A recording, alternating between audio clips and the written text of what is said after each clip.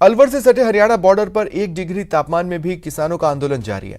आंदोलन स्थल पर पाला गिरने से टेंट गीले हो गए, वाहन के ऊपर बर्फ की चादरें बिछी हैं। किसान सर्दी और ठिठुरन के बावजूद धरना स्थल पर डटे हैं। किसान नेता रामपाल जाट भी अलाव तापते हुए किसानों के साथ बैठे दिखाई दे रहे हैं। किसानों ने समझाइश के बाद दिल्ली से आने वाली लेन के आधे हिस्से को हालांकि खोल दिया है, जिससे दिल्ली की ओर से आने वाले वाहन चालकों को राहत मिली है।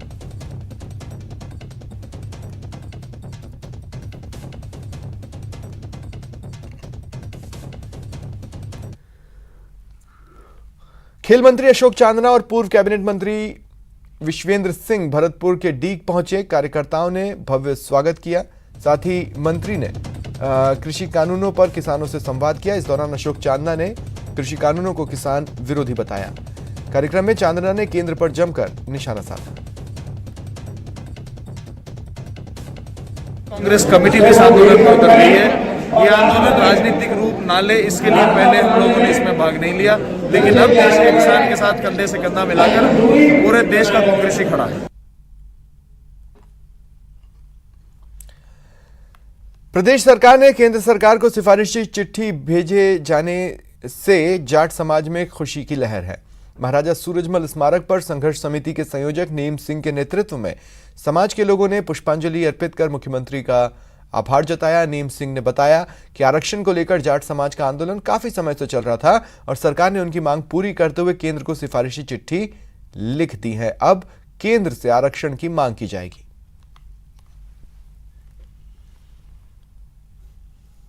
मांग को गंभीरता से लिया है। इसी तरह से हमें उम्मीद है कि उन दोनों मांगों को भी सरकार गंभीरता से लेते हुए जाट समाज के साथ न्याय का काम करेगी। आगे की लड़ाई के लिए हमने भरतपुर धौलपुर के सांसद दोनों ही बुलाए 25 दिसंबर को, और दोनों ने हमको आश्वस्त किया। आदरणीय मनोज जी राजौरिया और आदरणीय रंजीता कोहली जी, दोनों सांसदों ने हमको आश्वस्त किया है। प्रदेश के 20 आईपीएस अफसरों को नए साल का तोहफा मिलने जा रहा है। आईपीएस अधिकारियों के प्रमोशन की सूची देर रात तक आ सकती है। साथ ही नई तबादला सूची भी आ सकती है।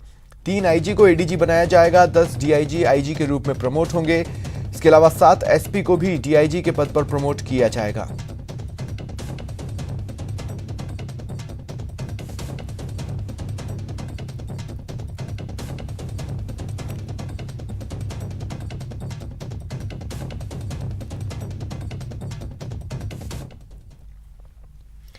एक जनवरी 2021 से फास्टैग अनिवार्य हो जाएगा और यदि वाहन में फास्टैग नहीं लगा होगा तो फिर वाहन चालक को दोगुना टोल टैक्स चुकाना होगा।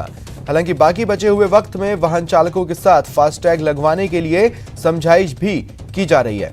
जयपुर के अजमेर रोड स्थित ठिकरिया टोल प्लाजा पर जायजा लिया संवाददाता दीपक व्यास ने।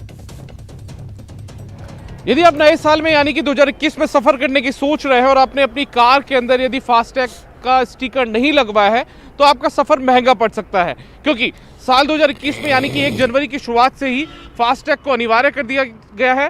और यदि आप इस दौरान अपने बिना फास्टैग लगे स्टिकर से कार से गुजरते हैं या फिर किसी भी वाहन में सफर करते हैं तो आपको 2 गुना जो टोल है वो देना पड़ेगा। अभी तक काफ़ी जो वाहन चालक हैं उन्होंने अपनी वाहनों के अंदर फास्टैग नहीं लगवाया है और ऐसे में अभी तो फिलहाल हर टोल प्लाजा पर कैश की जो लाइन है, लेन है, वो यहाँ पर खुली हुई है। हालांकि अधिकांश टोल प्लाजा पर तमाम जो फास्टैग की लेन है वो कर दी गई है, रिजर्व कर दी गई है, सिर्फ एक लेन को छोड़कर, कैश की लेन को छोड़कर। कुछ ऐसी स्थिति जयपुर में भी देखने को मिल रही है।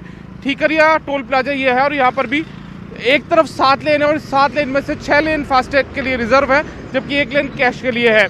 लेकिन ये लेन अब सिर्फ 31 दिसंबर तक ही रहने वाली है और 1 जनवरी से तमाम लेन फास्टैग में कन्वर्ट हो जाएगी और उसके बाद यदि कोई व्यक्ति अपना वाहन इन लेन में से निकालेगा तो उसे 2 गुना टोल यहाँ पर देना होगा और ऐसे में उसकी जो यात्रा है वो महंगी पड़ सकती है। फिलहाल ठीकरिया टोल प्लाजा की बात करें तो यहाँ पर जो वाहन निकल रहे हैं उसमें 85% वाहन फास्टैग का उपयोग कर रहे हैं, जबकि 15% वाहन ही अब कैश का उपयोग